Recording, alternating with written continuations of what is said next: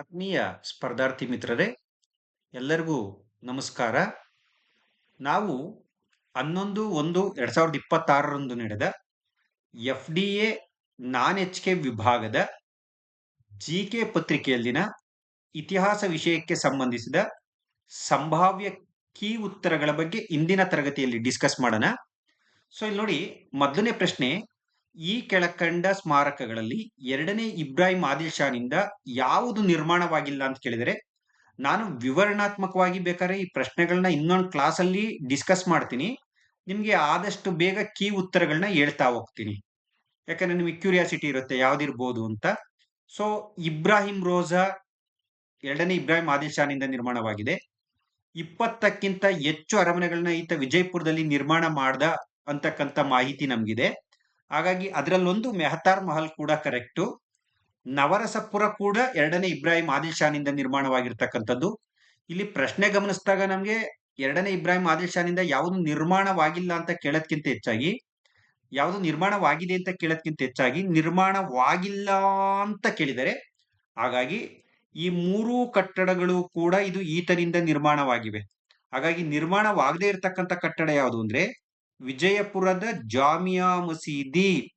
ಯಾಕೆಂದ್ರೆ ಇದನ್ನ 1ನೇ ಆಲಿ ಆದಿಲ್ ಶಾ ನಿರ್ಮಾಣ ಮಾಡಿರ್ತಕ್ಕಂಥದ್ದನ್ನ ನೋಡ್ತೀವಿ.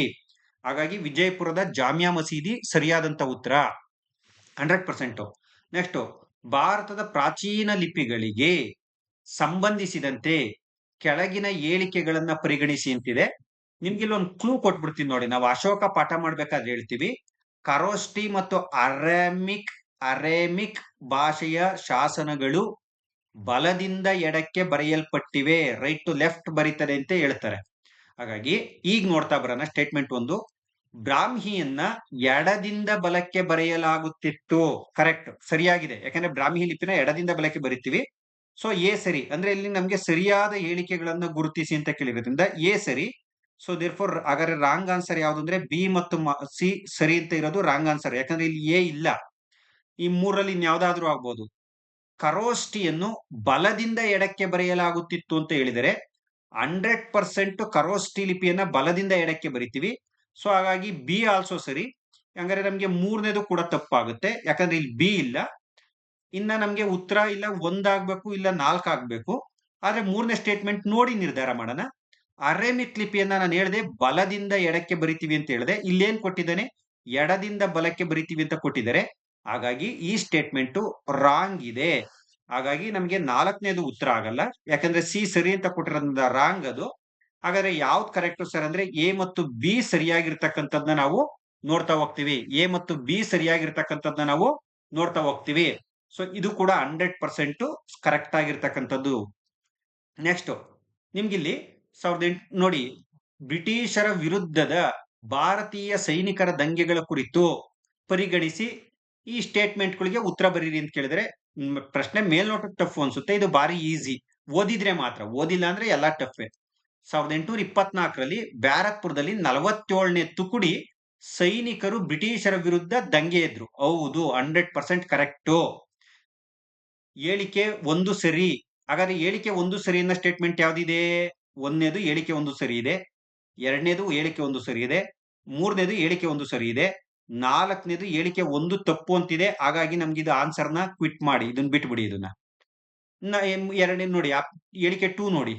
47ನೇ ತುಕುಡಿ ಸೈನಿಕರಿಗೆ ಬ್ರಿಟಿಷರು ಮೊದಲನೇ ಆಂಗ್ಲೋ ಬರ್ಮಾ ಯುದ್ಧಕ್ಕಾಗಿ ಬರ್ಮಾಗೆ ಹೋಗಲು ಆದೇಶಿಸಿದರು. ಹೇಳಿಕೆ 2 ಸರಿ ಇದೆ. ಯಾಕಂದ್ರೆ ನೀವು ಮೊನ್ನೆ ವೆಟನರಿ ಆಫೀಸರ್ಸ್ ಒಂದು ಎಕ್ಸಾಮ್ ಆಯ್ತು, ಅದರಲ್ಲಿ ಕಾಲಾನುಕ್ರಮದಲ್ಲಿ 2ನೇ ಆಂಗ್ಲೋ ಬರ್ಮಾ ಯುದ್ಧ ಕೇಳಿದ್ರು. ನೀವು 9ನೇ ತಾರೀಕು ಏನಾದ್ರೂ ಆ ಪೇಪರ್ನ ಬಿಡಿಸ್ಬಿಟ್ಟಿದ್ರೆ, ಈರಪ್ಪ ಕೆ ಇಂದ ಒಂದು ಎಕ್ಸಾಮ್ ಆಗಿದೆ, ಈ ಪೇಪರ್ನ ಬಿಡಿಸಿ ಅದ್ರ ಸುತ್ತಮುತ್ತ ಸ್ವಲ್ಪ ಇನ್ಫಾರ್ಮೇಶನ್ ಕಲೆಕ್ಟ್ ಮಾಡೋಣ ಅಂತ ಮಾಡಿಬಿಟ್ಟು ಆಂಗ್ಲೋ ಬರ್ಮಾ ಯುದ್ಧ ಓದ್ಕೊಂಡ್ಬಿಟ್ಟಿದ್ರೆ ಇವತ್ತು ನಿಮ್ಗೆ ಒಂದು ಮಾರ್ಕ್ಸ್ ಬರ್ತಿತ್ತು. ಅಷ್ಟೇ ಅಲ್ಲ, 9ನೇ ತಾರೀಕು ಆಗಿರ್ತಕ್ಕಂಥ ವಿಒ ಪೇಪರ್ನ ಅಪ್ಡೇಟೆಡ್ ವರ್ಷನ್ ಅಂತ ಹೇಳ್ಬೋದು. ಬಿಕಾಸ್ ಒಂದು 4-5 ಕ್ವಶನ್ಸ್ಗಳು ಆ ಟಾಪಿಕ್ ಮೇಲೆ ಕವರ್ ಆಗಿವೆ. ನಾನು ಬೇಕಾದ್ರೆ ನಿಮ್ಗೆ ಎಕ್ಸ್ಪ್ಲೈನ್ ಮಾಡ್ತೀನಿ ಓದ್ತಾ. ಇದು 1ನೇದು, ಫಾರ್ ಎಕ್ಸಾಂಪಲ್ 1ನೇದು. ಬೇಕಾದ್ರೆ ನಿಮ್ಗೆ ಆ ಪೇಪರ್ ಸಿಕ್ಕಿಲ್ಲ ಅಂದ್ರೆ ನಾನೇ ಯೂಟ್ಯೂಬ್ ವಿಡಿಯೋ ಮಾಡಾಕಿದ್ದೀನಿ ಕೆ ಆನ್ಸರ್. ಅದನ್ನ ಹೋಗಿ ನೀವು ನೋಡಿ, ನಿಮ್ಗೆ ಗೊತ್ತಾಗುತ್ತೆ ಈ ಪ್ರಶ್ನೆ ಕೇಳಿದ್ರಾ ಕೇಳಿಲ್ವಾ ಅಂತ. 2ನೇ ಸ್ಟೇಟ್ಮೆಂಟ್ ಆಲ್ಸೋ ಕರೆಕ್ಟ್ ಆಗಿದೆ. ಯಾಕಂದ್ರೆ ಉನ್ನತ ಜಾತಿಯವರು ಸಮುದ್ರವನ್ನ ದಾಟಿ ಹೋಗುವುದು ನಮ್ಮ ಹಿಂದೂಗಳಲ್ಲಿ ನಿಷಿದ್ಧವಾಗಿತ್ತು. ಅದನ್ನ ಆಪೋಸ್ ಮಾಡಕ್ಕೋಸ್ಕರ ಅದನ್ನೇ ಆಂಗ್ಲೋ ಬರ್ಮಾಕ್ಕೆ ಹೋಗಕ್ಕೆ ನಮ್ಮ ಸೈನಿಕರು ಬ್ಯಾರಕ್ಪುರದಲ್ಲಿ ವಿರೋಧಿಸಿ ದಂಗೆ ಎದ್ದೊಳ್ತಾರೆ. ಹಾಗಾಗಿ ಹೇಳಿಕೆ ಎರಡೂ ಕೂಡ ಸರಿಯಾಗಿದೆ. ಇಲ್ಲಿ ಹಾಗಾದ್ರೆ ನಮ್ಗೆ ಮೂರನೇದು ಆನ್ಸರ್ ಆಗಲ್ಲ, ಯಾಕೆಂದ್ರೆ ಮೂರನೇದ್ರಲ್ಲಿ ಹೇಳಿಕೆ ಎರಡು ತಪ್ಪು ಅಂತಿದೆ. ಇವೆರಡರಲ್ಲಿ ಒಂದು ಆನ್ಸರ್ ಆಗ್ಬೇಕು. ಒಂದು ಮತ್ತು ಹೇಳಿಕೆ ಎರಡು ಸರಿ. ಹೇಳಿಕೆ ಒಂದನ್ನ ಹೇಳಿಕೆ ಎರಡು ವಿವರಿಸುತ್ತದೆ, ಹೌದಲ್ವಾ? 1824ರಲ್ಲಿ ದಂಗೆ ಆಗ್ಲಿಕ್ಕೆ ಕಾರಣ ಏನ್ ಹೇಳು? ಬರ್ಮಾಗೆ ಹೋಗಲು ಆದೇಶಿಸಿದ್ದು. ಹಾಗಾಗಿ ಹೇಳಿಕೆ ಒಂದಕ್ಕೆ ಹೇಳಿಕೆ ಎರಡು ಪೂರಕವಾಗಿದೆ. ಸೊ ಸರಿಯಾದಂತ ಉತ್ತರ ಒಂದು. ಹೇಳಿಕೆ ಒಂದು ಮತ್ತು ಹೇಳಿಕೆ ಎರಡು ಎರಡೂ ಸರಿ. ಹೇಳಿಕೆ ಒಂದನ್ನ ಹೇಳಿಕೆ ಎರಡು ವಿವರಿಸುತ್ತದೆ. 100% ಕರೆಕ್ಟ್. ಇದ್ರ ಬಗ್ಗೆ ಬೇಕಾದ್ರೆ ನಿಮ್ಗೆ ಇನ್ನ ತುಂಬಾ ವಿವರಣೆ ಮುಂದಿನ ತರಗತಿಗಳಲ್ಲಿ ಮಾಡ್ತೀನಿ. ಜಸ್ಟ್ ಫಾಸ್ಟ್ ಆಗಿ ಒಂಚೂರು ಕೀ ಆನ್ಸರ್ನ ಹೇಳ್ಕೊಂಡು ಹೋಗ್ಬಿಡ್ತೀನಿ. ನೆಕ್ಸ್ಟ್, ಬಾದಾಮಿಯಲ್ಲಿನ ಗುಹಾಲಯಗಳಿಗೆ ಸಂಬಂಧಿಸಿದಂತೆ ಈ ಕೆಳಗಿನ ಹೇಳಿಕೆಗಳನ್ನ ಪರಿಗಣಿಸಿ ಅಂತದೆ. ನಿಮ್ಗೆ ಗೊತ್ತು, ಇದು ಬಾದಾಮಿ ಚಾಲುಕ್ಯರ ಕಾಲಕ್ಕೆ ಸಂಬಂಧಪಟ್ಟಂತದ್ದು. ಬಾದಾಮಿ, ಐಹೊಳೆ, ಪಟ್ಟದಕಲ್ಲು ಈ ಮೂರು ಕೂಡ ಬಾದಾಮಿ ಚಾಲುಕ್ಯರ ಕಲೆ ವಾಸ್ತುಶಿಲ್ಪದ ಕೇಂದ್ರಗಳು. ಅದರಲ್ಲೂ ಬಾದಾಮಿ ಐಹೊಳೆಯಲ್ಲಿ ಮಾತ್ರ ಗುಹಾಲಯಗಳು ಕಂಡು ಬಂದಿರತಕ್ಕಂಥದ್ದನ್ನ ನೋಡ್ತೀವಿ. ಆರ್ಟ್ ಅಂಡ್ ಕಲ್ಚರ್ ಮೇಲೆ ಪ್ರಶ್ನೆ ಕೇಳಿದರೆ ಬಹಳ ಈಸಿ ಆಗಿದೆ, ಯಾಕಂದ್ರೆ ಇಲ್ಲಿರೋದು 4 ಗುಹೆಗಳು ಬಾದಾಮಿಯಲ್ಲಿ. ಇಲ್ಲಿ ಸರಿಯಾದ ಹೇಳಿಕೆಗಳನ್ನ ಪರಿಗಣಿಸಿ ನಾವು ಇದನ್ನ ಪರಿಗಣಿಸಿ ಉತ್ತರ ಬರಿಬೇಕು. ಒಂದನೇ ಗುಹೆ ಶೈವ ಗುಹೆಯಾಗಿದೆ, 100% ಕರೆಕ್ಟು, ಹೇಳಿಕೆ ಒಂದು ಸರಿ. ಎರಡನೇ ಗುಹೆ ವೈಷ್ಣವ ಗುಹೆಯಾಗಿದೆ, 100% ಕರೆಕ್ಟು, ಹೇಳಿಕೆ ಎರಡೂ ಕೂಡ ಸರಿ, ಹೇಳಿಕೆ ಎರಡೂ ಕೂಡ ಸರಿ. ಮೂರನೇ ಗುಹೆ ಶೈವ ಗುಹೆಯಾಗಿದೆ, ಹೇಳಿಕೆ ಮೂರು ತಪ್ಪು, ಯಾಕೆಂದ್ರೆ ಅದು ಕೂಡ ವೈಷ್ಣವ ಗುಹೆ. ನಾಲ್ಕನೇ ಗುಹೆ ಜೈನ ಗುಹೆಯಾಗಿದೆ, 100% ಇದು ಕೂಡ ಕರೆಕ್ಟು. ಹಾಗಾದ್ರೆ ಕೇವಲ 3 ಹೇಳಿಕೆಗಳು ಮಾತ್ರ ಸರಿಯಾಗಿವೆ. ಎರಡನೇದು ಇದಕ್ಕೆ ಸರಿಯಾದಂತ ಉತ್ತರ, ಯಾಕೆಂದ್ರೆ ಒಂದು ತಪ್ಪಾಗಿದೆ. ಅರ್ಥ ಆಯ್ತಾ? ಇದಕ್ಕೆ ಉತ್ತರ ಗೊತ್ತಿದ್ರಷ್ಟೇ ಬರಿಬಹುದು, ಇಲ್ದಿರ ಬರೆಯಕ್ಕಾಗಲ್ಲ. But question easy. ಇವೆಲ್ಲ ಕೂಡ ನಿಮ್ಗೆ ತೆಗೆದು ನೋಡಿ, ಸ್ಪರ್ಧಾ ಇತಿಹಾಸ ಪುಸ್ತಕದಲ್ಲಿ ಕವರ್ ಆಗಿದೆ. ಸ್ಪರ್ಧಾ ಇತಿಹಾಸ ಪುಸ್ತಕದಲ್ಲಿ ಕವರ್ ಆಗಿವೆ. ಸುಮಾರು 80% ಕ್ವಶನ್ಸ್ ಕವರ್ ಆಗಿವೆ. ನೀವು ಹುಡುಕ್ರಿ ಕೆ ಆನ್ಸರ್ ಪುಸ್ತಕ ತಗೊಂಡು. ನೆಕ್ಸ್ಟ್, ಕರ್ನಾಟಕ ಯುದ್ಧಗಳಿಗೆ ಸಂಬಂಧಿಸಿದಂತೆ ಈ ಕೆಳಗಿನ ಕಾರಣಗಳನ್ನ ಪರಿಗಣಿಸಿ. ನೋಡಿ ಎಷ್ಟು ಟ್ವಿಸ್ಟ್ ಆಗಿ ಕೇಳ್ತಾನೆ. ಈಗ ಇಡೀ ಕರ್ನಾಟಕ ಸಮಗ್ರವಾಗಿ ಓದ್ಬೇಕು. ಇವಾಗ ಯಾವ್ದೋ ಒಂದು ಟಾಪಿಕ್ ಓದ್ ಬಿಡಂಗಿಲ್ಲ ಅಥವಾ ಮೇಲ್ಮೇಲೆ ಓದಂಗಿಲ್ಲ. ಇಡೀ ಕರ್ನಾಟಕ ಯುದ್ಧ ಗೊತ್ತಿದ್ರೆ ಮಾತ್ರ ನೀವು ಇದಕ್ಕೆ ಉತ್ತರ ಬರೀತಾ ಹೋಗ್ಬೋದು. ನಾನು ಕ್ಲಾಸಲ್ಲಿ ಹೇಳ್ತಾ ಇರ್ತೀನಿ ಯಾವಾಗ್ಲೂ ನನ್ನ ಹುಡುಗರಿಗೆ, ಆಸ್ಟ್ರಿಯಾದ ಉತ್ತರಾಧಿಕಾರತ್ವದ ಯುದ್ಧ ಮೊದಲನೆಯ ಕರ್ನಾಟಕ ಯುದ್ಧಕ್ಕೆ ಒಂದು ಕಾರಣವಾಗಿತ್ತು. ಯಾಕಂದ್ರೆ ಕರ್ನಾಟಕ ಯುದ್ಧಗಳು ನಡೆದಿದ್ದೆ ಬ್ರಿಟಿಷರು ವರ್ಸಸ್ ಫ್ರೆಂಚರಿಗೆ, ಬ್ರಿಟಿಷರು ವರ್ಸಸ್ ಫ್ರೆಂಚರಿಗೆ. ಯಾಕಂದ್ರೆ ಭಾರತದಲ್ಲಿ ಅಸ್ತಿತ್ವಕ್ಕಾಗಿ ಇವರಿಬ್ರು ಕರ್ನಾಟಕನಲ್ಲಿ ಯುದ್ಧಗಳನ್ನ ಮಾಡ್ಕೊಂತಾರೆ. ಅದಕ್ಕೆ ಕೇವಲ ಭಾರತದ ವಿಚಾರಗಳಷ್ಟೇ ಅಲ್ಲದೆ ಯುರೋಪ್ ನಲ್ಲಿ ಬ್ರಿಟಿಷರಿಗೂ ಫ್ರೆಂಚರಿಗೂ ಇರತಕ್ಕಂಥ ದ್ವೇಷವೂ ಕೂಡ ಭಾರತದಲ್ಲಿ ಕರ್ನಾಟಕ ಯುದ್ಧಕ್ಕೆ ಕಾರಣ ಆಗುತ್ತೆ. ಉದಾಹರಣೆ, ಯುರೋಪ್ ನಲ್ಲಿ ಆಸ್ಟ್ರಿಯಾ ದೇಶಕ್ಕಾಗಿ ಬ್ರಿಟಿಷರು ಫ್ರೆಂಚರು ಯುದ್ಧವನ್ನ ಪ್ರಾರಂಭ ಮಾಡ್ತಾರೆ. 1746ರಲ್ಲಿ ಫ್ರೆಂಚರು ಬ್ರಿಟಿಷರು ಯುದ್ಧವನ್ನ ಪ್ರಾರಂಭ ಮಾಡ್ತಾರೆ. ಅದರ ಎಫೆಕ್ಟ್ ಭಾರತದಲ್ಲೂ ಕೂಡ ಆಗುತ್ತೆ. ಹಾಗಾಗಿ ಸ್ಟೇಟ್ಮೆಂಟ್ ಒಂದು ಕರೆಕ್ಟ್ ಆಗಿದೆ. ಈಗ ನೀವು ಇಲ್ಲಿ ಬಂದ್ಬಿಡ್ರಿ, ಎ ಸರಿಯಾಗಿದೆ, ಎಲ್ಲೆಲ್ಲದ್ ನೋಡ್ರಿ, ಬಿ ಸಿ ಡಿಗಳು ಸರಿ, ಇದು ಹೋಯ್ತಿದು, ಯಾಕಂದ್ರೆ ಎ ಸರಿ. ಆಮೇಲೆ ಈಗ ಎ ಸರಿ ಅನ್ನೋದು ಎಲ್ಲಿದೆ? ಎರಡನೇದ್ರಲ್ಲೂ ಇದೆ, ಮೂರನೇದ್ರಲ್ಲೂ ಇದೆ, ನಾಲ್ಕನೇದ್ರಲ್ಲೂ ಇದೆ. ಒಂದು ಡಿಲೀಟ್ ಮಾಡ್ಬಿಡ್ತೀನಿ. ಈಗ ಬಿ ಬರ್ರಿ, ಹೈದರಾಬಾದಿನ ಸಿಂಹಾಸನಕ್ಕಾಗಿ ನಾಸಿರ್ ಜಂಗ್ ಮುಜಾಫರ್ ಜಂಗರ ನಡುವೆ ಸಂಘರ್ಷ. ಹೌದು, ಯಾಕಂದ್ರೆ ಆರ್ಕಾಟ್ ನವಾಬನ ಹುದ್ದೆಗೆ ಅನ್ವರುದ್ದೀನ್ ವರ್ಸಸ್ ಚಂದಾ ಸಾಹೇಬ್ ಆದ್ರೆ, ಹೈದರಾಬಾದಿನ ನಿಜಾಮನ ಹುದ್ದೆಗೆ ಅಸಬ್ಜಾ ಉಲ್ ಮುಲ್ಕನ ಮರಣದ ನಂತರ ಮಗ ನಾಸಿರ್ ಜಂಗ್ ಮೊಮ್ಮಗ ಮುಜಾಫರ್ ಜಂಗರ ನಡುವೆ ಸಂಘರ್ಷಗಳಾಗ್ತವೆ. ಇದರ ಲಾಭವನ್ನ ಪಡೆದಂತ ಬ್ರಿಟಿಷರು ನಾಸಿರ್ ಜಂಗನನ್ನ ತನ್ನ ತಂಡಕ್ಕೆ ಸೇರಿಸ್ಕೊತಾರೆ. ಫ್ರೆಂಚರು ಮುಜಾಫರ್ ಜಂಗನನ್ನ ತನ್ನ ತಂಡಕ್ಕೆ ಸೇರಿಸ್ಕೊಂಡು 1749ರಿಂದ ಎರಡನೇ ಕರ್ನಾಟಕ ಯುದ್ಧವನ್ನ ಪ್ರಾರಂಭ ಮಾಡ್ತಾರೆ. ಹಾಗಾಗಿ ಸ್ಟೇಟ್ಮೆಂಟ್ ಎರಡೂ ಕೂಡ ಸರಿಯಾಗಿದೆ. ಹಾಗಾದ್ರೆ ಎ ಬಿ ಎಲ್ಲೆಲ್ಲದೆ? ಇದನ್ನು ಡಿಲೀಟ್ ಮಾಡ್ರಿ. ಹಂಗಾದ್ರೆ ಎ ಸಿ ಡಿಗಳನ್ನ ಡಿಲೀಟ್ ಮಾಡ್ರಿ, ಯಾಕಂದ್ರೆ ಇಲ್ಲಿ ಬಿ ಸರಿ ಅನ್ನೋದಿಲ್ಲ ನಮ್ಗೆ. ಒಂದನೇದು ಹೋಯ್ತು, ಎರಡನೇದು ಹೋಯ್ತು. ಈ ತರ ರಿಮೂವ್ ಮಾಡ್ಕೊಂಡ್ಬರ್ಬೇಕು. ನಿಮ್ಗೆ ಗೊತ್ತಿರ ಅಥವಾ ಗೊತ್ತಿಲ್ಲದೆ ಇರೋ ಉತ್ತರಗಳನ್ನ ಇಟ್ಕೊಂಡು ನಮ್ಗೆ ಎಷ್ಟೋ 50-50 ಆಗಿ ನಮ್ಗೆ ಉತ್ತರಗಳು ಸಿಗೋ ಚಾನ್ಸಸ್ ಇರುತ್ತೆ. ಮೂರನೇದು, ಡೂಪ್ಲೆಯು ಅನ್ವರುದ್ದೀನ್ ಅನ್ನು ಅಡಿಯಾರ್ ಕದನದಲ್ಲಿ ಸೋಲಿಸಿದ್ದು ಕರ್ನಾಟಕ ಯುದ್ಧಕ್ಕೆ ಒಂದು ಕಾರಣವಾಗಿತ್ತು ಅಂತ ಕೇಳಿದರೆ ಇದು ತಪ್ಪು. ಯಾಕಂದ್ರೆ ಅನ್ವರುದ್ದೀನ್ ಬಾರ್ನೆಟ್ಟನ ಪರವಾಗಿ ಸೆಂಟ್ ಥೋಮ್ನ ಅಡಿಯಾರ್ ಬಳಿ ನಡೆದಂತ ಒಂದು ಯುದ್ಧದಲ್ಲಿ ಹೋರಾಟ ಮಾಡ್ತಾನೆ, ಸೋಲ್ತಾನೆ ಡೂಪ್ಲೆಯಿಂದ. ಇದು ಒಂದನೇ ಕರ್ನಾಟಕ ಯುದ್ಧದ ಒಂದು ಘಟನೆ, ಕಾರಣ ಅಲ್ಲ, ಒಂದು ಘಟನೆ. ಇದು ಯಾವ ಯುದ್ಧಕ್ಕೂ ಕಾರಣ ಆಗ್ಲಿಲ್ಲ, ಒಂದು ಘಟನೆ ಆಯ್ತಷ್ಟೇ ಇದು. ಹಾಗಾಗಿ ಇದು ಸಿ ರಾಂಗ್. ಈಗ ನಮ್ಗೆ ಉತ್ತರ ಬರ್ರಿ, ಸಿ ರಾಂಗ್ ಎಲ್ಲಿದೆ ನೋಡಿ, ಇರ ಎರಡರಲ್ಲಿ ನೋಡಿ, ಇಲ್ಲಿ ಎ ಬಿ ಸಿ ಗಳು ಸರಿ ಅಂತ ಕೊಟ್ಟಿದ್ದಾನೆ. ಹಾಗಾಗಿ ಇದು ರಾಂಗೆ ನಮ್ಗೆ ಹೋಯ್ತಿದು 4 ಹೋಯ್ತು. ಇಷ್ಟು ಗೊತ್ತಾಗ್ಬಿಟ್ರೆ ಸಾಕು, ನೀವು 4ನೇ ನೋಡೋ ಅವಶ್ಯಕತೆ ಇಲ್ಲ. ಸರಿಯಾದಂತ ಉತ್ತರ ಎ ಬಿ ಡಿ ಗಳು ಸರಿ. ಎ ಬಿ ಡಿ 3ನೇ ಆಪ್ಷನ್ ಸರಿಯಾಗಿದೆ. ಯಾಕೆಂದ್ರೆ 1756ರಿಂದ 1763ವರೆಗೂ ನಡೆದಂತ ಸಪ್ತವಾರ್ಷಿಕ ಯುದ್ಧಗಳು ಭಾರತದಲ್ಲಿ ಬ್ರಿಟಿಷರು ಮತ್ತು ಫ್ರೆಂಚರ ನಡುವೆ 3ನೇ ಕರ್ನಾಟಕ ಯುದ್ಧಕ್ಕೆ ಕಾರಣ ಆಗುತ್ತೆ. ದೇರ್ಫೋರ್ ಎ ಬಿ ಡಿ ಅಂದ್ರೆ 3ನೇ ಆಪ್ಷನ್ ಸರಿಯಾದಂತ ಉತ್ತರ. ಅರ್ಥ ಆಯ್ತಾ? ಈ ತರ ಬಿಡಿಸ್ಬೇಕು ಸ್ನೇಹಿತರೆ. ನಾನು ನಿಧಾನಕ್ಕೆ ನಿಮ್ಗೆ ಇದನ್ನ ತರಗತಿವಾರು ಬೇಕಾದ್ರೆ ವಿವರಣೆಯನ್ನ ಕೊಡ್ತಾ ಹೋಗ್ತೀನಿ. ಈಗ ಕೀ ಆನ್ಸರ್ ಬಗ್ಗೆ ಅಷ್ಟೇ ಮಾತಾಡ್ತಾ ಇದ್ದೀನಿ. ಈಗ ಹೇಳವೆಲ್ಲ 100% ಕರೆಕ್ಟ್ ಸ್ನೇಹಿತರೆ. ನೆಕ್ಸ್ಟ್, ಕೆಳಗಿನ ವಸಾಹತು ಭಾರತದ ನೀರಾವರಿ ಕ್ಷೇತ್ರದ ಅಗ್ರಗಣ್ಯ ಪರಿಣಿತರಾಗಿರುವವರು ಯಾರು? ಇದಕ್ಕೆ ಸರಿಯಾದಂತ ಉತ್ತರ ಆರ್ಥರ್ ಕಾಟನ್. ನನ್ನ ಪ್ರಕಾರ 99% ಇದು ಸರಿಯಾದಂತ ಉತ್ತರ ಆರ್ಥರ್ ಕಾಟನ್. ವಸಾಹತು ಭಾರತದ ನೀರಾವರಿ ಕ್ಷೇತ್ರದ ಅಗ್ರಗಣ್ಯ ಅಂತಾನೆ ಕರಿತೀವಿ. ಇದ್ರ ಬಗ್ಗೆ ಹೆಚ್ಚಿನ ಇನ್ಫಾರ್ಮೇಶನ್ ನೆಕ್ಸ್ಟ್ ವಿಡಿಯೋದಲ್ಲಿ ನೋಡೋಣ. ಈಗ ಮುಂದಿನ ಕೀ ಆನ್ಸರ್ ಹೋಗೋಣ. ಕೆಳಕಂಡ ಹೇಳಿಕೆಗಳನ್ನ ಪರಿಗಣಿಸಿ. ಒಂದನೇದು, ಪಲ್ಲವ ದೇವಾಲಯಗಳು ದ್ರಾವಿಡ ಶೈಲಿಯ ಆರಂಭಿಕ ದೇವಾಲಯ. ಯಾಕೆಂದ್ರೆ ದ್ರಾವಿಡ ಶೈಲಿಗೆ ವಿಶೇಷವಾದಂತ ಕೊಡುಗೆ ಕೊಟ್ಟಿದ್ದೇ ಪಲ್ಲವರು. ಸೊ ಹಾಗಾಗಿ ಒಂದು ಸ್ಟೇಟ್ಮೆಂಟ್ ಕರೆಕ್ಟ್ ಆಗಿದೆ. ಯಾಕಂದ್ರೆ ಇಲ್ಲಿ ಸರಿಯಾದ ಹೇಳಿಕೆಗಳನ್ನ ಕೊಟ್ಟಿದ್ದಾರೆ. ಒಂದು ಯಾವ್ದ್ರಲ್ಲಿಲ್ಲ? 4ನೇದ್ರಲ್ಲಿಲ್ಲ. ಹಾಗಾಗಿ 4ನೇದು ರಾಂಗ್ ಆನ್ಸರ್. ಈ 3 ನಮ್ಗೆ ಹುಡುಕ್ಬೇಕು. ಅವು ಶಿಲಾಕಟಿತ ದೇವಾಲಯ, ರಾಕ್ ಕಟ್ಟರ್ ಟೆಂಪಲ್ಸ್ ಅಂತ ಕರಿತೀವಿ. 100% ಕರೆಕ್ಟ್. ರಾಕ್ ಕಟ್ಟರ್ ಕಲ್ಲು ಕಟ್ಟಿ, ಶಿಲಾಕಟಿತ ಅಥವಾ ಕಲ್ಲು ಕಟ್ಟಿತ ಪ್ರಸಿದ್ಧ ದೇವಾಲಯಗಳಾಗಿರೋದ್ರಿಂದ ನಮ್ಗೆ 2ನೇ ಹೇಳಿಕೆ ಕೂಡ ಸರಿಯಾಗಿದೆ. 2 ಯಾವ್ದಾವ್ದ್ರಲ್ಲಿದೆ? ಮತ್ತೆ 1 2 3 4 1 2 3 1 2 3ರಲ್ಲೂ ಇದೆ. ಹಾಗಾಗಿ ನಮ್ಗೆ ಈಗ ಉತ್ತರ ಸಿಕ್ಲಿಲ್ಲ. ಮುಂದಿನ ಸ್ಟೇಟ್ಮೆಂಟ್ ಹೋಗ್ಬೇಕು. ಪಲ್ಲವರ ವಾಸ್ತುಶಿಲ್ಪವು ದೂರಪೂರ್ವದ ವಾಸ್ತುಶಿಲ್ಪ ಕಲೆಯನ್ನ ಪ್ರಭಾವಿಸಿದವು. ಹೌದು, ಇದು ಕೂಡ ಸರಿಯಾಗಿರೋದ್ರಿಂದ 1 2 3 ಸರಿ. ಹಾಗಾಗಿ 1 2 3 ಯಾವ್ದಾವ್ದ್ರಲ್ಲಿದೆ? 3ನೇದು ಹೋಯ್ತು. ಯಾಕೆಂದ್ರೆ ಇಲ್ಲಿ 1 2 4 ಇದೆ, 3 ಇಲ್ಲ. ಹಾಗಾಗಿ 3ನೇದು ಹೋಯ್ತು. ಸೊ ಈಗ 1ನೇದು ಅಥವಾ 2ನೇದು ಉತ್ತರ ಆಗುತ್ತೆ. 4ನೇ ಸ್ಟೇಟ್ಮೆಂಟ್ ನೋಡಿದ್ಮೇಲೆ, ಪಲ್ಲವರ ಶಿಲಾಕಟಿತ ಕಲೆಯು ಶ್ರೀಲಂಕಾದಿಂದ ಕಲಿತರು. ಇದು ತಪ್ಪು. ನನ್ನ ಪ್ರಕಾರ ಇದು ತಪ್ಪು. ಸೊ ಹಾಗಾಗಿ ಸರಿಯಾದಂತ ಉತ್ತರ 1 2 3. 1 2 3 ಸರಿಯಾದಂತ ಉತ್ತರ 1 2 3. 2ನೇ ಆಪ್ಷನ್ ಸರಿಯಾಗಿದೆ. ನೆಕ್ಸ್ಟ್, ಮಾಂಟ್ಫೋರ್ಡ್ ಸುಧಾರಣೆಗಳು. ಮಾಂಟೆಗೋ ಚೆಮ್ಸ್ಫೋರ್ಡ್ ಅಂತೀವಿ ನೋಡ್ರಿ, 1919 ಸುಧಾರಣೆಗಳು ಭಾರತದ ಸಂಪನ್ಮೂಲಗಳನ್ನು ಇನ್ನಷ್ಟು ಬರಿದಾಗಿಸುವ ಹಾಗೂ ಅದರ ದಾಸ್ಯವನ್ನ ಇನ್ನಷ್ಟು ವಿಳಂಬಿಸುವ ವ್ಯವಸ್ಥೆಯಾಗಿದೆ. ಈ ದೃಷ್ಟಿಕೋನವನ್ನು ಕೆಳಕಂಡವರಲ್ಲಿ ಯಾರು ಹೊಂದಿದ್ದರು ಅಂತ ಕೇಳಿದರೆ, ಅರಬಿಂದೋ ಘೋಷರು ಇಷ್ಟೊತ್ಕಾಲ ರಾಜಕೀಯ ನಿವೃತ್ತಿಯನ್ನ ಪಡೆದಿದ್ರು. ದಾದಾಬಾಯಿ ನವರೋಜಿ ಅವರು ಮರಣವನ್ನು ಹೊಂದಿದ್ರು. ಜವಾಹರ್ಲಾಲ್ ನೆಹರು ಆಗಷ್ಟೇ ರಾಜಕೀಯಕ್ಕೆ ಬರ್ತಾ ಇದ್ರು. ಹಾಗಾಗಿ ಸರಿಯಾದಂತ ಉತ್ತರ ನನ್ನ ಪ್ರಕಾರ ಮೋಹನದಾಸ್ ಕರಮಚಂದ ಗಾಂಧಿ, ನಮ್ಮ ಗಾಂಧೀಜಿಯವರು ಸರಿಯಾದಂತ ಉತ್ತರ.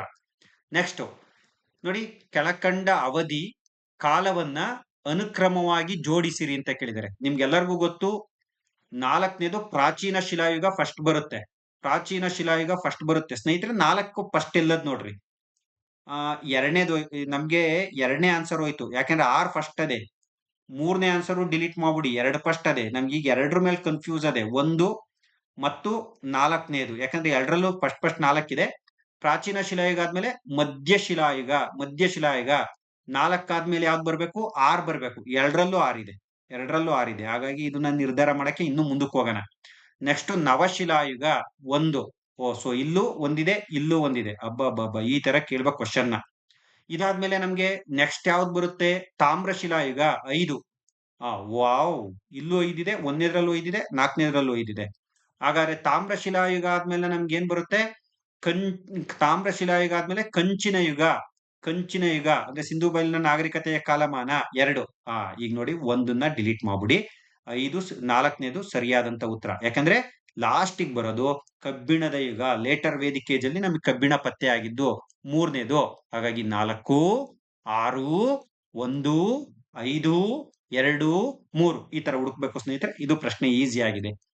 ನೆಕ್ಸ್ಟ್, ಕರ್ನಾಟಕದಲ್ಲಿ ಇದನ್ನ ಕೋಆಪರೇಟಿವ್ ಅಲ್ಲೂ ಕೇಳ್ತಾರೆ, ಹಿಸ್ಟ್ರಿಲೂ ಕೇಳ್ತಾರೆ. ಯಾಕಂದ್ರೆ 1904ರಲ್ಲಿ ದಿವಾನ್ ಪಿ ಎನ್ ಕೃಷ್ಣಮೂರ್ತಿ ಅವರಿದ್ದಾಗ ಕೋಆಪರೇಟಿವ್ ಆಕ್ಟ್ ಅನ್ನ ಜಾರಿಗೆ ತಗೊಂಬರ್ತಾರೆ.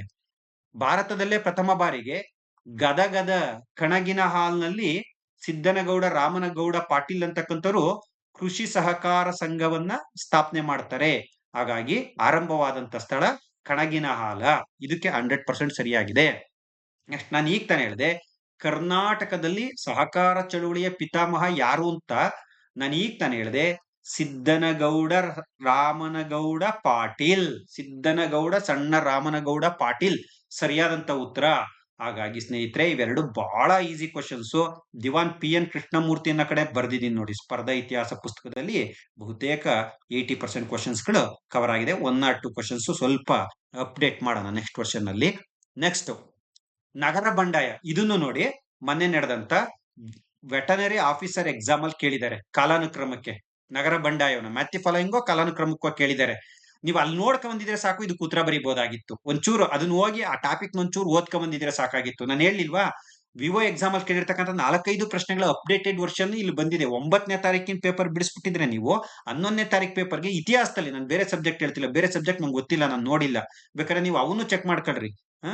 ಕೃಷ್ಣರಾಜ ಒಡೆಯರ ನಗರ ಬಂಡಾಯ 1830-31. ಸೊ ಶಿವಮೊಗ್ಗದ ನಗರದಲ್ಲಿ ಬಿದನೂರ್ನಲ್ಲಿ ಆಗಿರೋದು.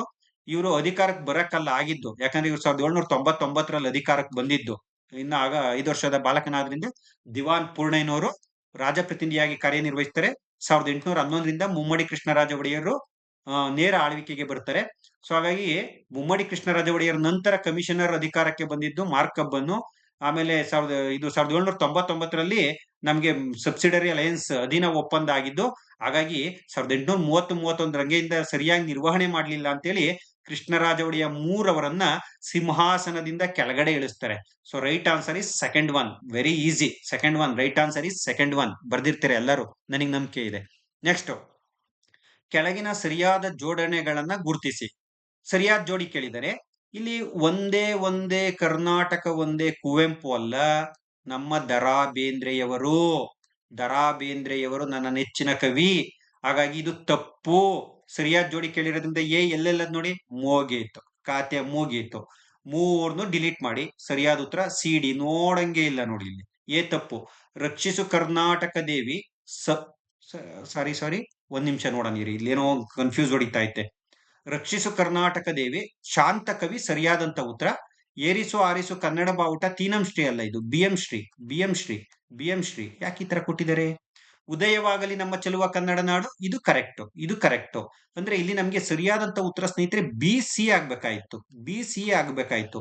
ಮೋಸ್ಟ್ಲಿ ನನ್ನ ಪ್ರಕಾರ ಗ್ರೇಸ್ ಕೊಡ್ತಾರೆ ಸ್ನೇಹಿತರೆ ಇದಕ್ಕೆ. ನೀವು ಯಾವುದೇ ಟಾಪಿಕ್ ನ ಅಟೆಂಡ್ ಮಾಡಿದ್ರು ಗ್ರೇಸ್ ಕೊಡ್ತಾರೆ ನನ್ನ ಪ್ರಕಾರ. ಯಾಕಂದ್ರೆ ಇಲ್ಲಿ BC ಯಾವುದು ಇಲ್ವಲ್ಲ. ABCD ಇದೆ, ತಪ್ಪು. ಯಾಕಂದ್ರೆ ಒಂದೇ ಕರ್ನಾಟಕ ದರಾ ಬೇಂದ್ರೆ. ಇಲ್ಲೂ ABCD ಇದೆ, ಇದು ಮೇಲ್ನೋಟಕ್ಕೆ ತಪ್ಪು, ಇದು ತಪ್ಪು. C ಕೂಡ ತಪ್ಪಾಗಿದೆ. ಯಾಕಂದ್ರೆ BM ಶ್ರೀ ಅವರು, ನನ್ನ ಪ್ರಕಾರ ಇದು BM ಶ್ರೀ ಅವರು. ನಾನೇನಾರು ಕನ್ಫ್ಯೂಸ್ ಆದ್ನ? ಇಲ್ಲ, BM ಶ್ರೀ ಅವರು. ಸೊ ಇದು ಗ್ರೇಸ್ ಬರೋ ಚಾನ್ಸಸ್ ಇದೆ ಸ್ನೇಹಿತರೆ, ಗ್ರೇಸ್ ಬರೋ ಚಾನ್ಸಸ್ ಇದೆ. ನೆಕ್ಸ್ಟ್ ಕ್ವಶನ್ ನೋಡಿ. ಪ್ರತಿಪಾದನೆ A. ಬ್ರಿಟಿಷರು ರಾಸ್ ಬಿಹಾರಿ ಬೋಸ್ ಅವರನ್ನು ಸೆರೆ ಹಿಡಿದು ಹತ್ಯೆ ಮಾಡಿದರು.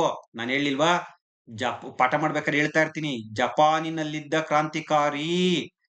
ಗದ್ದರ್ ಚಳುವಳಿ ಪ್ಲಾನ್ ಮಾಡಿರ್ತಾರೆ, ಫೇಲ್ಯೂರ್ ಆದ್ಮೇಲೆ ಜಪಾನ್ಗೆ ಎಸ್ಕೇಪ್ ಆಗ್ಬಿಡ್ತಾರೆ. ಅಲ್ಲಿ ಕ್ರಾಂತಿಕಾರಕ ಚಟುವಟಿಕೆಗಳನ್ನ ಮಾಡ್ತಾರೆ. ಅಲ್ಲೇ ಒಂದು ಹುಡುಗಿನ ಪ್ರೀತಿಸಿ ವಿವಾಹವಾಗಿ ಅಲ್ಲೇ ಭಾರತದ ಪರವಾಗಿ ಕ್ರಾಂತಿಕಾರಕ ಹೋರಾಟಗಳನ್ನ ಮಾಡಿದಂತವ್ರು ನಮ್ಮ ರಾಸ್ ಬಿಹಾರಿ ಬೋಸ್ ರವರು.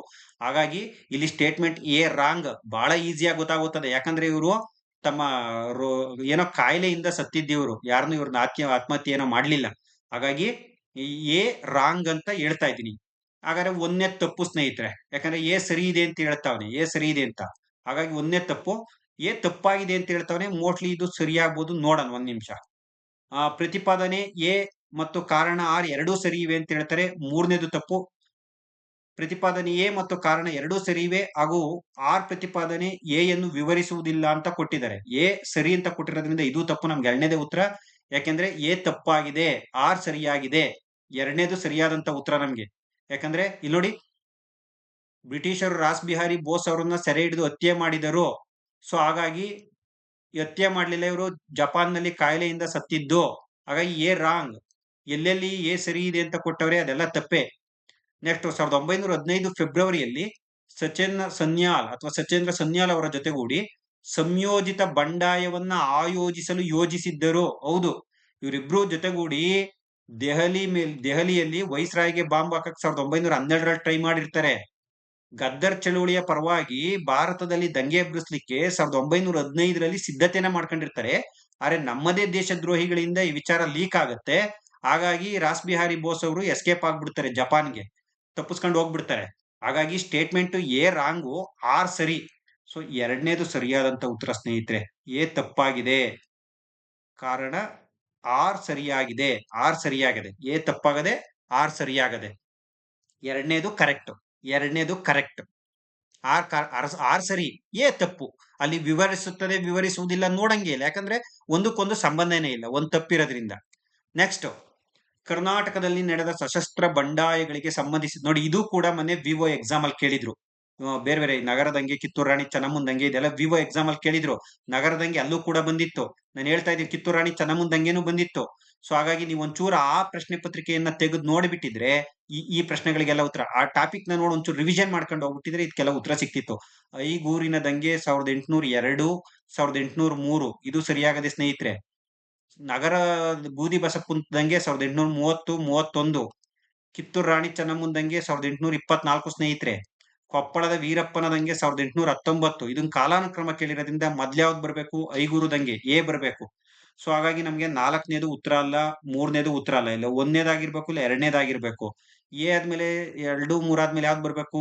ಕೊಪ್ಪಳದ ವೀರಪ್ಪನ ದಂಗೆ, ಡಿ ಬರ್ಬೇಕು. ಹಾಗಾಗಿ ಎರಡನೇದು ಉತ್ತರ ಅಲ್ಲ, ಯಾಕಂದ್ರೆ ಇಲ್ಲಿ ಬಿ ಬಂದಿದೆ. ಹಾಗಾಗಿ ಇದು 1, ಇದು 2.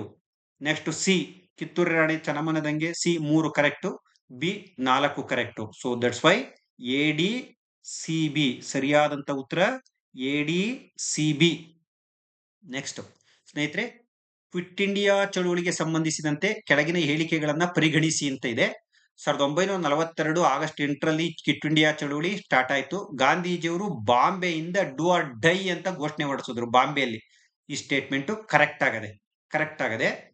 ಈ ಚಳುವಳಿಯ ಸಂದರ್ಭದಲ್ಲಿ ಮೌಲಾನಾ ಅಬುಲ್ ಕಲಾಂ ಆಜಾದ್ರು ಕಾಂಗ್ರೆಸ್ನ ಅಧ್ಯಕ್ಷರಾಗಿದ್ರು. ಹೌದು, ಯಾಕಂದ್ರೆ 1940 ಇಂದ 46 ವರೆಗೂ ಅವರೇ ಕಾಂಗ್ರೆಸ್ ಅಧ್ಯಕ್ಷರು. ಹಾಗಾಗಿ ಈ ಸ್ಟೇಟ್ಮೆಂಟ್ ಕೂಡ ಸರಿ ಇದೆ. ಎ ಬಿ ಸರಿ ಇದೆ. 2 ಸ್ಟೇಟ್ಮೆಂಟ್ ಸರಿ ಇದೆ. ಸರ್ಕಾರ ಗಾಂಧೀಜಿಯವರನ್ನ ಹೊರತುಪಡಿಸಿ ಉಳಿದ ಎಲ್ಲ ನಾಯಕರನ್ನ ಬಂಧಿಸಿತು ಅಂತ ಹೇಳಿದರೆ, ಗಾಂಧೀಜಿಯವ್ರನ್ನು ಕೂಡ ಅರೆಸ್ಟ್ ಮಾಡಿ ಯರವಾಡ ಜೈಲಲ್ಲಿ ಇಡ್ತಾರೆ. ಸಿ ಸ್ಟೇಟ್ಮೆಂಟ್ ರಾಂಗ್ ಇದೆ. ಸಿ ಸ್ಟೇಟ್ಮೆಂಟ್ ರಾಂಗ್ ಇದೆ. ಇದೇ ಟೈಮಲ್ಲಿ ಚೀನಾದ ಅಧ್ಯಕ್ಷ ಚಿಯಾಂಗ್ ಕೈಶೆಕ್ ಈ ಚಳುವಳಿಯನ್ನು ನಿಲ್ಲಿಸಿ ಮಧ್ಯ ಪ್ರವೇಶಿಸಲು ರೂಸ್ವೆಲ್ಟ್ಗೆ ಪತ್ರ ಬರೆದರು. ಸೊ ಇದೊಂದು ಸ್ವಲ್ಪ ಗೊಂದಲ ಇದೆ ಸ್ನೇಹಿತರೆ. ನನಗೆ ಪರ್ಸನಲಿ ಸ್ವಲ್ಪ ಗೊಂದಲ ಇದೆ. ಈ ಚಳುವಳಿಯನ್ನ ನಿಲ್ಸಕ್ಕೆ ರೂಸ್ವೆಲ್ಟ್ಗೆ ಏನ್ ಪತ್ರ ಬರೀಲಿಲ್ಲ, ಇಂಗ್ಲೆಂಡಿಗೆ ಬುದ್ಧಿ ಹೇಳ್ರಿ ಅಂತ ಹೇಳದಂತ ನೆನಪು ನನಗಿದೆ.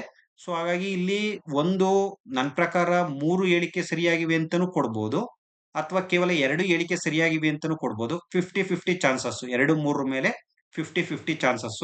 ಸೊ ನನ್ನ ಪ್ರಕಾರ ಇದು ಇಲಾಖೆ ಬಿಡಕ್ಕೆ ಆನ್ಸರ್ನ ವೆಯ್ಟ್ ಮಾಡೋಣ. ಓಕೆನಾ? ನೆಕ್ಸ್ಟ್, ಕೆಳಕಂಡ ಘಟನಾವಳಿಗಳನ್ನ 1 ಗ್ರೇಸ್ ಸಿಗುತ್ತೆ ಅಂತ ನಾನು ಅನ್ಕೊಂಡಿದ್ದೀನಿ. ನಾನು ಹೇಳಿದ್ನಲ್ಲ, ಅದು 1 ಗ್ರೇಸ್ ಸಿಗುತ್ತೆ ಸ್ನೇಹಿತರೆ. ಅದು 90% ಗ್ರೇಸ್ ಸಿಗುತ್ತೆ. ಕೆಳಕಂಡ ಘಟನಾವಳಿಗಳನ್ನು ಸರಿಯಾದ ಅನುಕ್ರಮದಲ್ಲಿ ಜೋಡಿಸಿ ಕೆಳಗೆ ನೀಡಿರುವ ಸಂಕೇತಗಳಿಂದ ಸರಿಯುತ್ತರವನ್ನ ಆಯ್ಕೆ ಮಾಡಿ ಅಂತಿದೆ. ಮಿರ್ಜಾಫರ್ನ ಸಾವು ಫೆಬ್ರವರಿಲಿ ಆಗುತ್ತೆ. ಯುದ್ಧ ಮುಗಿದು ಇಮಿಡಿಯೇಟ್ ಸತ್ತೋತಾರೆ. ಫೆಬ್ರವರಿ 1765. ಸೊ ಬಕ್ಸರ್ ಕದನ 1764 ಅಕ್ಟೋಬರ್ ಅಲ್ಲಿ ಆಗುತ್ತೆ. ಬ್ಲಾಕ್ ಹೋಲ್ ದುರಂತ 1756 ಜೂನ್ 20ರಲ್ಲಿ ಆಗುತ್ತೆ. ಅಲಹಾಬಾದ್ ಒಪ್ಪಂದ ಇಲ್ಲಿ ನೋಡಿ, ಇಲ್ಲಿ ಟ್ವಿಸ್ಟ್ ಇರೋದು, ಇದು ಆಗಸ್ಟ್ ಅಲ್ಲಿ ಆಗುತ್ತೆ. 1765ರಲ್ಲಿ ಆಗಸ್ಟ್ ಅಲ್ಲಿ ಆಗುತ್ತೆ. ಸೊ ಇದನ್ನ ಏನ್ ಕೇಳಿದರೆ, ಸರಿಯುತ್ತರವನ್ನ ಅನುಕ್ರಮದಲ್ಲಿ ಜೋಡಿಸಿ, ಕಾಲಾನುಕ್ರಮ ಕೇಳಿದರೆ. ಸೊ ಇಲ್ಲಿ ಹಾಗಾದ್ರೆ ಫಸ್ಟ್ ಯಾವ್ದು ಬರ್ಬೇಕು? 1756 ಬರ್ಬೇಕು, ಸಿ ಬರ್ಬೇಕು. ಸೊ ಹಾಗಾಗಿ 4ನೇದು ಉತ್ತರ ಅಲ್ಲ, 1ನೇದು ಉತ್ತರ ಅಲ್ಲ, ಇಲ್ಲ 2ನೇದಾಗಿರ್ಬೇಕು, ಇಲ್ಲ 3ನೇದಾಗಿರ್ಬೇಕು. ಸಿ 1ನೇದು. ನೆಕ್ಸ್ಟ್ ಏನಾಗ್ಬೇಕು? 1764 ಬಿ 2ನೇದು. ಬಿ 2ನೇದು ಎಲ್ಲಿದೆ? ಬಿ 2ನೇದ್ರಲ್ಲಿ ಬಿ ಇದೆ. ಹಾಗಾದ್ರೆ ಈ 3ನೇದು ಆನ್ಸರ್ ಅಲ್ಲ. ನೆಕ್ಸ್ಟ್ ಏನ್ ಬರ್ಬೇಕು? ಮಿರ್ಜಾಫರ್ನ ಸಾವು ಬರ್ಬೇಕು. 3ನೇದು ಮಿರ್ಜಾಫರ್ನ ಸಾವು. ಇಲ್ಲೇನ್ ಬಂದಿದೆ? ಡಿ ಬಂದಿದ್ಯಲ್ಲಪ್ಪ. ಯಾಕೆ ಹಿಂಗಾಯ್ತು? ಇದೇನಾರ ಉಲ್ಟಾ ಸೀದಾ ಮಾಡ್ಬಿಟ್ರಾ? ಮೋಸ್ಟ್ಲಿ ಇದು ಗ್ರೇಸ್ ಬರೋ ಚಾನ್ಸ್ ಇದೆ. ಇಲ್ಲ 2ನೇದ್ ಕೊಡ್ತಾರೆ, ಇಲ್ಲ ಗ್ರೇಸ್, 2 ಗ್ರೇಸ್ ಬರ್ಬೋದು ಇತಿಹಾಸದಲ್ಲಿ. ನನ್ನ ಪ್ರಕಾರ ಇಲಾಖೆ ಬಿಡ್ತಕ್ಕಂಥ ಕೀ ಆನ್ಸರ್ಗಳಿಗೆ ವೆಯ್ಟ್ ಮಾಡೋಣ ಸ್ನೇಹಿತರೆ. ಯಾಕಂದ್ರೆ ಸಿ, ಬಿ, ಎ, ಡಿ ಬರ್ಬೇಕಾಗಿತ್ತು. ಇಲ್ಲಿ ಸಿ, ಬಿ, ಡಿ, ಎ ಇದೆ. ಯಾಕಂದ್ರೆ ನಾವು ಮಿರ್ಜಾಫರ್ ಸತ್ತಾದ್ಮೇಲೆ ಅವ್ರ ಮಗ ನಿಜಾಮರಿಂದ ಒಂದು ಒಪ್ಪಂದವನ್ನ ಬ್ರಿಟಿಷರು ಮಾಡ್ಕಂತಾರೆ. ಸೊ ಹಾಗಾಗಿ ಇದು ಗ್ರೇಸ್ ಬರಬಹುದು ಸ್ನೇಹಿತರೆ. 2 ಗ್ರೇಸ್ ಬರಬಹುದು. ಇಲಾಖೆ ಬಿಡಕ್ಕೆ ಆನ್ಸರ್ನ ವೆಯ್ಟ್ ಮಾಡೋಣ. ನೆಕ್ಸ್ಟ್, ಪ್ರಾಚೀನ ಭಾರತದ ಕೆಳಕಂಡ ಕೃತಿಗಳನ್ನ ಪರಿಗಣಿಸಿ ಅಂತಿದೆ. ಇಲ್ಲಿ ಇದು ಅಶ್ವಘೋಷ ಬರೆದಿರುವ ಕೃತಿಗಳು ಯಾವುವು ಅಂತ ಕೇಳಿದರೆ, ಟೈಪಿಂಗ್ ಮಿಸ್ ಆಗಿದೆ. ಅಶ್ವಘೋಷ ಬರೆದಿರುವ ಕೃತಿಗಳು ಒಂದು ಬುದ್ಧಚರಿತ ಅಶ್ವಘೋಷಂದು, ಸೌಂದರಾನಂದನು ಅಶ್ವಘೋಷಂದು, ಈ ಮಾಧ್ಯಮಿಕ ಸೂತ್ರ ನಾಗಾರ್ಜುನ್ದು, ಮಹಾವಿಭಾಸ ವಸುಮಿತ್ರಂದು. ಸೊ ಸಾರಿಪುತ್ರ ಪ್ರಕರಣ ಕೂಡ ಯಾರ್ದು ಅಶ್ವಘೋಷದ್ದು. ಇದು ಅಶ್ವಘೋಷ, ಇದು ಅಶ್ವಘೋಷ, ಇದು ಅಶ್ವಘೋಷ. ಅಶ್ವಘೋಷ ಬರೆದಿರುವ ಕೃತಿಗಳು ಯಾವ ಅಂತ ಕೇಳಿದರೆ ಎ ಬಿ ಇ. ಸೊ ಸರಿಯಾದಂತ ಉತ್ತರ ಎ ಬಿ ಇ. ಇಷ್ಟೇ. ನಿಮ್ಗೆ ಬುದ್ಧ ಚರಿತ ಗೊತ್ತಾ? ಎ 3ರಲ್ಲಿದೆ, 4ನೇದನ್ನ ತೆಗೆದು ಬಿಡಿ. ಸೌಂದರಾನಂದ ಬಿ ಯಾವ್ದ್ರಲ್ಲಿದೆ? ಹಂಗಾರೆ 3ನೇದನ್ನ ತೆಗೆದು ಬಿಡಿ. ಇಲ್ಲಿ ನೋಡಿ ಸಿ ಕೊಟ್ಟಿದ್ದಾರೆ, ಯಾಕಂದ್ರೆ ಮಾಧ್ಯಮಿಕ ಸೂತ್ರ ನಾಗಾರ್ಜುನಂದು, ಇದು ಉತ್ತರ ಅಲ್ಲ.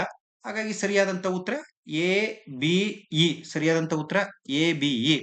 ನೆಕ್ಸ್ಟ್, ಕೆಳಗಿನವುಗಳನ್ನು ಅನುಕ್ರಮವಾಗಿ ಜೋಡಿಸಿರಿ ಅಂತ ಒಂದಿದೆ. ಕಾಲಾನುಕ್ರಮದಲ್ಲಿ ಜೋಡಿಸಿ.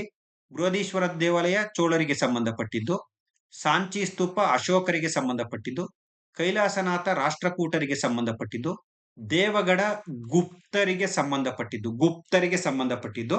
ಹಾಗಾಗಿ ಈ ಭಾರತದಲ್ಲಿ ಬಹಳ ಮುಖ್ಯವಾಗಿ ಬರೋದು 3ನೇ ಶತಮಾನದಲ್ಲಿ ಅಶೋಕ. ಸೊ ಹಾಗಾಗಿ ಎರಡನೇದು ರೈಟ್ ಆನ್ಸರ್. ನಿಮ್ಗೆ ಬಹಳ ಈಸಿಯಾಗಿ ಸಿಕ್ಬಿಡ್ತು ನೋಡಿ. ಇವನ್ ಡಿಲೀಟ್ ಮಾಡಾಕ್ಬಿಡಿ ಅತ್ತಾಗಿ. ಈಗ ಇಷ್ಟೇ, ಇನ್ನೇನು ಉತ್ತರ ನೋಡಂಗಿಲ್ಲ. 2, 4, 3, 1 ಸರಿಯಾದಂತ ಉತ್ತರ. 2 ಸಾಂಚಿ ಸ್ತೂಪ, 4 ಗುಪ್ತರ ಕಾಲದ ದೇವಗಡ ದೇವಾಲಯ, 3 ಕೈಲಾಸನಾಥ ದೇವಾಲಯ ರಾಷ್ಟ್ರಕೂಟರ ಕಾಲದ್ದು, 1 ಬೃಹದೇಶ್ವರ ದೇವಾಲಯ ಚೋಳರ ಕಾಲದ್ದು. ಸರಿಯಾಗಿದೆ ಸ್ನೇಹಿತರೆ. ನೋಡಿ 2 1ನೇ ಸ್ಥಾನವನ್ನು ಆಕ್ರಮಿಸುತ್ತೆ, 4 2ನೇ ಸ್ಥಾನವನ್ನು ಆಕ್ರಮಿಸುತ್ತೆ, 3 3ನೇ ಸ್ಥಾನದಲ್ಲೇ ಇದೆ, 1 4ನೇ ಸ್ಥಾನಕ್ಕೆ ಬರುತ್ತೆ. ಹಾಗಾಗಿ 1 2 4 3 1 2ನೇ ಸರಿಯಾದಂತ ಉತ್ತರ. ಕೆಳಗೆ ನೀಡಿರುವ ಹೇಳಿಕೆಗಳನ್ನ ಓದಿರಿ ಅಂತಿದೆ. ಜೈನ ಧರ್ಮ ದೇವರ ಅಸ್ತಿತ್ವವನ್ನು ಗುರುತಿಸುವುದಿಲ್ಲ ಅಂತಿದೆ. ಇಲ್ಲ, ದೇವರ ಅಸ್ತಿತ್ವವನ್ನ ಅಂದ್ರೆ ಅವ್ರು ಏನ್ ಹೇಳ್ತಾರೆ ಅಂದ್ರೆ, ಜಿನನಿಗಿಂತ ಕೆಳಗಿನವನು ದೇವರಿದ್ದಾರೆ, ಜಿನನಿಗಿಂತ ಕೆಳಗಿನವನು ಅಂತ ಹೇಳ್ತಾರೆ. ನೆಕ್ಸ್ಟ್ ಎ ರೈಟ್ ಇದೆ ನನ್ನ ಪ್ರಕಾರ. ಜೈನ ಧರ್ಮ ಒಳ್ಳೆಯ ಜ್ಞಾನ, ಒಳ್ಳೆಯ ನಂಬಿಕೆ, ಒಳ್ಳೆಯ ಕಾರ್ಯಗಳನ್ನ ತ್ರಿರತ್ನಗಳೆಂದು ಪರಿಗಣಿಸುತ್ತದೆ ಅಂತ ಹೇಳಿದರೆ, ತ್ರಿರತ್ನಗಳು ಅಂತಾನೆ ಕರಿತೀವಿ. ಜೈನ ಧರ್ಮ ಯುದ್ಧ ಮಾಡುವುದನ್ನ ನಿಷೇಧಿಸುತ್ತದೆ. ಸರಿ, ಇದು ಎ ಸ್ಟೇಟ್ಮೆಂಟ್ ರಾಂಗು. ನನ್ನ ಪ್ರಕಾರ ಎ ಸ್ಟೇಟ್ಮೆಂಟ್ ರಾಂಗು. ಯಾಕಂದ್ರೆ ಜೈನ ಧರ್ಮ ದೇವರ ಅಸ್ತಿತ್ವವನ್ನು ಗುರುತಿಸುತ್ತದೆ. ಯಾಕಂದ್ರೆ ಜಿನನಿಗಿಂತ ಕೆಳಗಿನವನು ಅಥವಾ ಸೃಷ್ಟಿಕರ್ತ ಅಲ್ಲ ಅಂತ ಹೇಳ್ತದೆ. ಸೃಷ್ಟಿಕರ್ತ ಅಲ್ಲ, ಜಿನನಿಗಿಂತ ಕೆಳಗಿನವನು ಅಂತ ಹೇಳ್ತದೆ. A statement wrong. B statement right. C, Jain ಧರ್ಮ ಯುದ್ಧ ಮಾಡುವುದನ್ನ ನಿಷೇಧಿಸುತ್ತದೆ. ಈಗ ಬಿ ರೈಟ್ ಅಂದಾಗ ಬಿ ಎಲ್ಲೆಲ್ಲದ್ ನೋಡ್ರಿ. 4ನೇದು ಹೋಯ್ತು, 3ನೇದು ಹೋಯ್ತು. ಇಲ್ಲ 1 ಇರ್ಬೇಕು, ಇಲ್ಲ 2 ಇರ್ಬೇಕು. 1ನೇ ತಪ್ಪು ಅಂತ ಹೇಳ್ಬಿಟ್ಟಿದ್ದೀನಿ. ಹಾಗಾಗಿ ಇದು ಅಲ್ಲ. ಸರಿಯಾದಂತ ಉತ್ತರ ಸಿ, ಬಿ ಸಿ. ಸರಿಯಾದಂತ ಉತ್ತರ 2ನೇದು ಬಿ ಸಿ. ಯಾಕಂದ್ರೆ ಜೈನ ಧರ್ಮ ಯುದ್ಧ ಮಾಡುವುದನ್ನ, ಹೌದು, ಇವರು ಕೃಷಿನೇ ನಿಷೇಧ ಮಾಡ್ತಾರೆ, ಅಹಿಂಸೆ ಆಗುತ್ತೆ ಅಂತ. ಯಾಕಂದ್ರೆ ಜೈನ ಧರ್ಮ ಗೊತ್ತಲ್ಲ ನಿಮ್ಗೆ, ಸತ್ಯ, ಅಹಿಂಸೆ, ಆಸ್ತೇಯ, ಅಹಿಂಸೆ ಮೇಲೆ ಯುದ್ಧ ಮಾಡಬಾರ್ದು ಅಂತಾನೇನೆ. ಸೊ ಹಾಗಾಗಿ ಸಿ ಆಲ್ಸೋ ರೈಟು. ಡಿ, ಜೈನ ಧರ್ಮ ವರ್ಣ ವ್ಯವಸ್ಥೆಯನ್ನು ಖಂಡಿಸುತ್ತದೆ, ಇದು ರಾಂಗು. ಸೊ ಸರಿಯಾದಂತ ಉತ್ತರ ಬಿ ಮತ್ತು ಸಿ. ನೆಕ್ಸ್ಟ್, ಕೆಳಗಿನವುಗಳನ್ನ ಹೊಂದಿಸಿ ಬರೆಯಿರಿ ಅಂತದೆ. ನೀವು ನೋಡಿ, ಒಂದು ಮ್ಯಾಚ್ ಮಾಡಿ. ಲಕ್ನೋ ಅಧಿವೇಶನದಲ್ಲಿ ಏನಾಗುತ್ತೆ? ಕಾಂಗ್ರೆಸ್ 1916ರ ಲಕ್ನೋ ಅಧಿವೇಶನದಲ್ಲಿ ಕಾಂಗ್ರೆಸ್ ಮತ್ತು ಮುಸ್ಲಿಂ ಲೀಗ್ ನಡುವೆ ಒಪ್ಪಂದ ಆಗುತ್ತೆ. A2 ಎಲ್ಲಿದೆ ನೋಡಿ. 4ನೇದ್ರಲ್ಲಿಲ್ಲ, 1ನೇದ್ರಲ್ಲಿಲ್ಲ, ಇಲ್ಲ 2ನೇದಾಗಿರ್ಬೇಕು, ಇಲ್ಲ 3ನೇದಾಗಿರ್ಬೇಕು. A2 2ರಲ್ಲೂ ಇದೆ. ನೆಕ್ಸ್ಟ್, ಲಾಹೋರ್ ಅಧಿವೇಶನ ಪೂರ್ಣ ಸ್ವರಾಜ್ ನಿರ್ಣಯವನ್ನ ಮಾಡುತ್ತೆ. ಯಾರ ನೇತೃತ್ವದಲ್ಲಿ? ಜವಾಹರ್ಲಾಲ್ ನೆಹರು ನೇತೃತ್ವದಲ್ಲಿ 1929ರಲ್ಲಿ. B3. ಹಾಗಾಗಿ 3ನೇದು ಆನ್ಸರ್ ಅಲ್ಲ, ಯಾಕಂದ್ರೆ ಇಲ್ಲಿ B4 ಕೊಟ್ಟಿದ್ದಾರೆ. ಸೊ ಹಾಗಾಗಿ B3 ಇದು ಕರೆಕ್ಟ್ ಆಗಿದೆ. C4 ಅಂದ್ರೆ ಕರಾಚಿ ಅಧಿವೇಶನ ಮೂಲಭೂತ ಹಕ್ಕುಗಳು, ಕರೆಕ್ಟು. D1 ಫೈಜಾಪುರ ಅಧಿವೇಶನ, ಯಾಕಂದ್ರೆ 1940 ಅಲ್ಲಿ ಆಗಿದ್ದು ಅಧಿವೇಶನ ಪೂರ್ಣ ಸ್ವರಾಜ್ನ ಅಂದ್ರೆ ಕಂಟಿನ್ಯೂ ಮಾಡುತ್ತೆ. ಹಾಗಾಗಿ so A2, B3, C4, D1 ಸರಿಯಾದಂತ ಉತ್ತರ 2ನೇದು. ಇದು 100% ಕರೆಕ್ಟ್. ನೆಕ್ಸ್ಟ್, ಬಂಕಿಮಚಂದ್ರ ಚಟರ್ಜಿ ಅವರ ಐತಿಹಾಸಿಕ ಕಾದಂಬರಿ ದೇವಿ ಚೌಧರಿ ರಾಣಿಯಲ್ಲಿ ಚಿತ್ರಿತವಾಗಿರುವ ದೇವಿ ಚೌಧರಿ ರಾಣಿಯು ಕೆಳಕಂಡ ಯಾವ ದಂಗೆಯ ನಾಯಕಿಯಾಗಿದ್ದರು ಅಂತ ಕೇಳಿದ್ರೆ, ಒಂದು ನೆನ್ಪಿಟ್ಕೊಳ್ರಿ, ಬಂಗಾಳದಲ್ಲಿ ನಡೆದಂತ ಈ ದಂಗೆ ಅಹೋಮ ದಂಗೆನೂ ಅಲ್ಲ, ಸಾವಂತವಾಡಿ ದಂಗೆನೂ ಅಲ್ಲ, ಪೈಕಾ ದಂಗೆನೂ ಅಲ್ಲ. ಇದ್ರ ವಿವರಣೆಗಳನ್ನ ಬೇಕಾದ್ರೆ ನೆಕ್ಸ್ಟ್ ಕ್ಲಾಸ್ ಅಲ್ಲಿ ಕೊಡೋಣ. ಯಾಕಂದ್ರೆ ನಿಮ್ಗೆ ಬಂಕಿಮಚಂದ್ರ ಚಟರ್ಜಿ ಅವರದ್ದು ಏನಿದೆ ಕೃತಿಗಳು, ಎರಡೂ ಕೃತಿಗಳಲ್ಲೂ ಕೂಡ ದೇವಿ ಚೌಧರಿ ರಾಣಿ ಕೃತಿ ಆಗಿರ್ಬೋದು ಅಥವಾ ಆನಂದ ಮಠ ಕೃತಿ ಆಗಿರ್ಬೋದು, ಫಕೀರ್ ಸನ್ಯಾಸಿ ದಂಗೆ ಬಗ್ಗೆನೇ ಉಲ್ಲೇಖ ಮಾಡಿರೋದು. ಇದು 100% ಕರೆಕ್ಟ್ ಆದಂತ ಉತ್ತರ, ಫಕೀರ್ ಸನ್ಯಾಸಿ ದಂಗೆ. ಇದಾದ್ಮೇಲೆ ಯಾವ ಪಲ್ಲವ ಅರಸನು ರಾಷ್ಟ್ರಕೂಟ ಅರಸ ಅಮೋಘ ವರ್ಷನ ಮಗಳಾದ ಶಂಕಳನ್ನ ವಿವಾಹವಾಗಿದ್ದ ಅಂತಿದೆ. ನರಸಿಂಹವರ್ಮನು ಅಲ್ಲ. ಇದು ನೇರವಾದ ಪ್ರಶ್ನೆ. ಪರಮೇಶ್ವರ ವರ್ಮನು ಅಲ್ಲ, ಅಪರಾಜಿತ ವರ್ಮನು ಅಲ್ಲ. ಸರಿಯಾದಂತ ಉತ್ತರ ಮೂರನೇ ನಂದಿವರ್ಮನ್. ಸರಿಯಾದಂತ ಉತ್ತರ ಮೂರನೇ ನಂದಿವರ್ಮನ್. ನೆಕ್ಸ್ಟ್, ಕೆಳಗಿನವುಗಳಲ್ಲಿ ಯಾವ ಜೋಡಿಗಳು ಸರಿಯಾಗಿ ಹೊಂದಾಣಿಕೆಯಾಗಿಂತ ರಾವಿ ಪುರುಷ್ಣಿ ಕರೆಕ್ಟ್ ಆಗಿದೆ.